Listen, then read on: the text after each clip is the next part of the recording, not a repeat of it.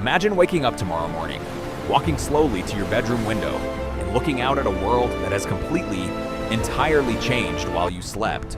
The streets are gone. The houses across the road are gone. The familiar sounds of morning traffic have been completely replaced by an eerie, rhythmic, and deeply unsettling sound. Right at your doorstep, where your front yard used to be, sits a perfectly calm, pristine, and endless expanse of deep blue ocean. You don't live anywhere near a beach. You live hundreds of miles inland, but overnight, without a single siren, without a single emergency alert, the total volume of Earth's oceans has exactly doubled. There were no massive, catastrophic tsunamis.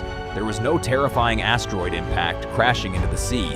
Instead, the world experienced a silent, steady, and completely unstoppable liquid elevator, rising uniformly across every single square inch of the globe.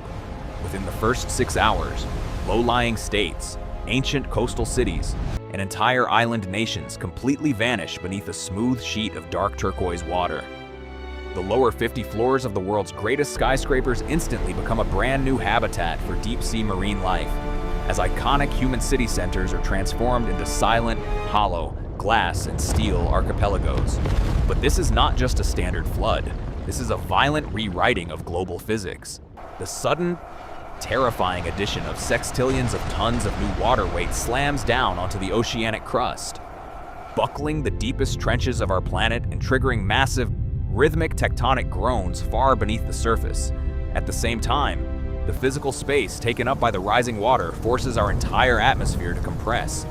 The air is violently squeezed upward, instantly doubling the global atmospheric pressure at sea level. The air becomes dangerously dense, changing the way sound travels, making it thick, heavy, and hard to breathe. The global climate engine is permanently supercharged. Permanent, continental-sized super hurricanes begin to form over the newly expanded warm waters, spinning endlessly because there are no longer any massive landmasses left to slow them down. Humanity is forced into a desperate, immediate retreat to the only sanctuaries left on Earth. The highest mountain ranges, mountain peaks that were once freezing, isolated alpine environments, are suddenly transformed into crowded, tropical islands. Mountain cities located miles above sea level, like Denver or La Paz, find themselves operating as the world's only remaining coastal ports, looking out over a vast ocean that didn't exist just days prior.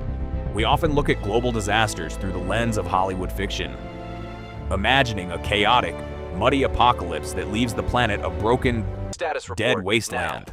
But current geological data reveals a far more unsettling and deeply philosophical reality check.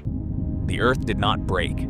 The machine is running perfectly, as the final survivors stand on the snowy ridges of the Himalayas, looking out at an endless, majestic, and perfectly peaceful blue horizon. The true weight of the transformation finally sinks in.